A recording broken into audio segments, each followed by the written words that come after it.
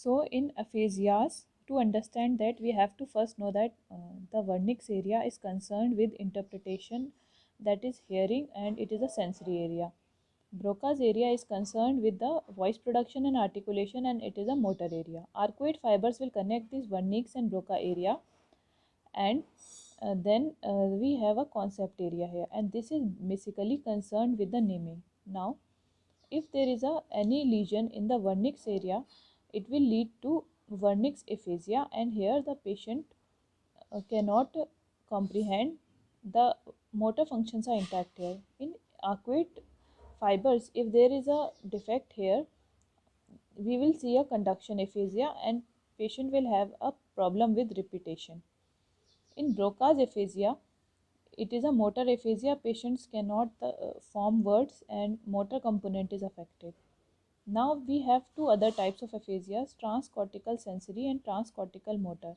This transcortical sensory, because it is there is the fibers in between Wernicke's and concept area are affected.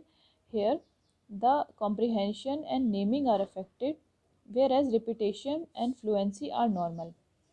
Whereas in transcortical motor, the comprehension is normal, naming is absent also here, and the repetition is normal, and fluency is decreased. Now if a patient comes, first we will ask the question if the patient can hear. If the patient cannot hear, the patient is deaf. But if the patient can hear, yes, then we will ask if the patient can understand or not. Now if the patient even doesn't understand, so the next question, third question, is if he does he speak fluently or not. If he even cannot understand and cannot speak fluently, then he has global aphasia. But if he can speak fluently and cannot understand, and we will ask can he repeat. If he cannot repeat, then this is Wernicke's aphasia. And yes, if he can repeat, this is transcortical sensory aphasia. Now, if we talk about if the patient can understand, then we will ask does he speak fluently and they use the words correctly. So if he can do that, if he cannot do that, no, then we will ask if he can repeat or not.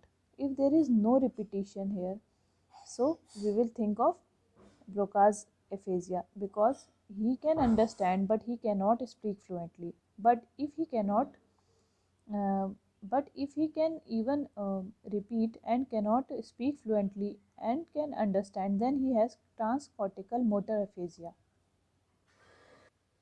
Now, if he cannot, if he can do that, if he can speak fluently and use the words correctly, then we will ask about repetition. If he can repeat, then we will ask another question. If he cannot repeat, then this is conduction aphasia. Now, if we talk about the uh, if he can repeat, then we will ask if he can name objects or not. If he cannot name the objects, then this is nominal aphasia. And if he can name, then everything is fine. From here everything is yes, yes, yes, and then this is normal speech. So what are we asking? First we are asking about hearing, then we are asking about understanding, then after that we are asking about the fluency, and in further there we will ask about repetition here, both sides. In understanding also we will ask about fluency and repetition, and here also we will ask about fluency, repetition.